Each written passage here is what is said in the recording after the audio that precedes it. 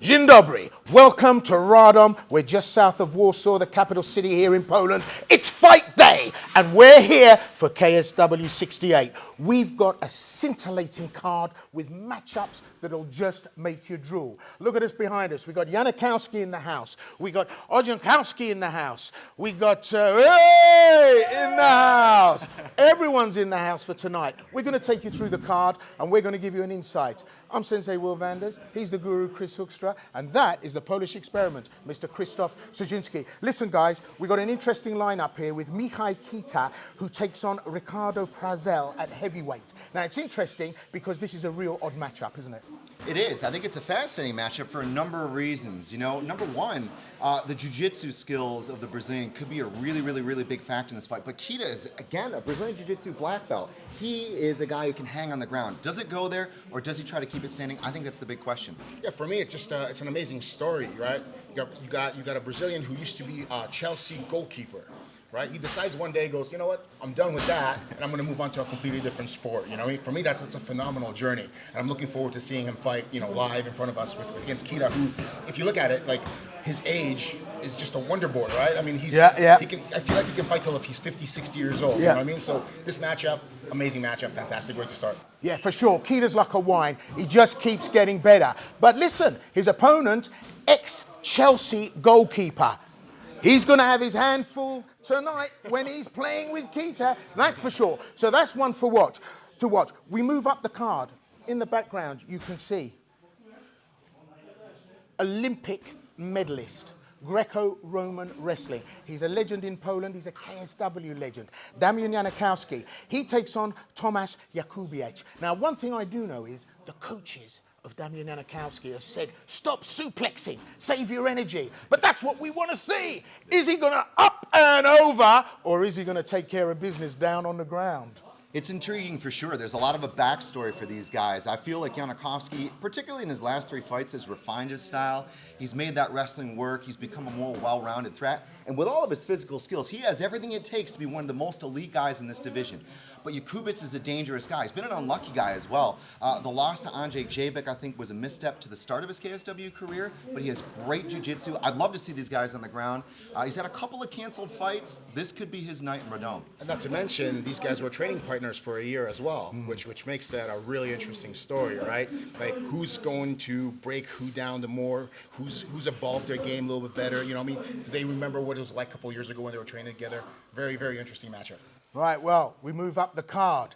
Dun, dun, dun, dun, dun, dun, dun. Tommy, Rocky, Romanovsky, yeah, the 4-wheel drive Kevlar kid, the berserker from Szczecin. He's in the house, and he takes on a really tough star in the shape of Pietchak. Now, Pietchak, great ground game, got a lot of skills downstairs, but we know Rocky Romanovsky likes to come forward using the hands. He's a knockout merchant. How's that going to play out, guys? It's an awesome fight. I love as well that it's a fight where Romanovsky, after being unable to make weight, has a chance for a quick turnaround. He was in shape. He's made weight. It's a catch weight. I think it's all about the wrestling here. Pietchak is an elite wrestler. He may have the upper hand there, but that style of Romanovsky, so many people have struggled with that. Where it goes, up or down, I think is the big question. Does one guy try to push the grappling, or are they happy to stand and trade like we love to see? Yeah, for me, it's more about recovery from what has happened to Romanovsky, you know, prior to his last fight, where he got whatever it was, just couldn't make weight or whatever happened. It's only been 3 weeks, like about 21, 24 days since that time. Has he had enough time to recover? Has his body had enough time to recover? And he's taking on a wrestling beast. You know what I'm saying? So this is a really tough matchup. I'm really excited, but a really exciting one as well. Right, well, listen, we've got 9 bouts in prospect. We go to the top of the card. It's a featherweight title defense. He's back. Salahuddin Panas, the KSW Wunderkind. Oh, poetry in motion, some have said. Tonight, he's got a real tough opponent. Daniel Rutkowski has come to do business and put his name on the map.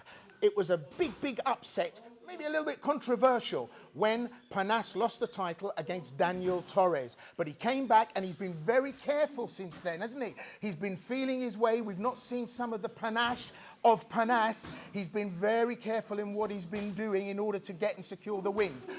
the wings. Do tonight we see that flash come back with Panas? It may happen. It may happen. You have to consider that journey, like you said, losing, coming back, and having a style where everybody knows what they're going to try to do. Everybody knows now what Parnas' style is.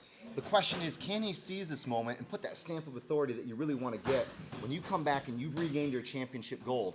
But he's got a tremendous test in Rutkowski, who I think has a higher level of striking than many of Parnas' previous opponents. The knockout he's coming off of is one of the most spectacular we've ever seen in KSW, and he's got the wrestling chops. He could be a dual threat. For me, the big question is, what does Rutek try to do tonight? Does he try to press the grappling quickly, or is he happy to stand?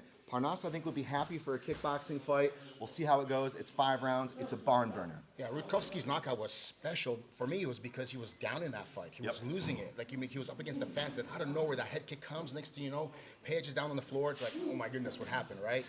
For me, I mean, Panas, amazing. I love his journey. I love how he's went from a guy who was kind of all over the place, just all that magic. Now he's calmed down.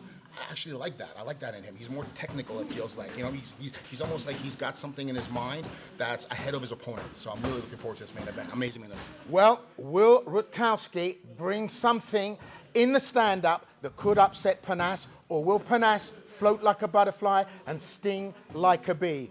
You'll have to tune in to find out. Watch KSW 68 live on kswtv.com and be there with us. KSW, the KSW International Commentary Team. We'll see you later. Oos.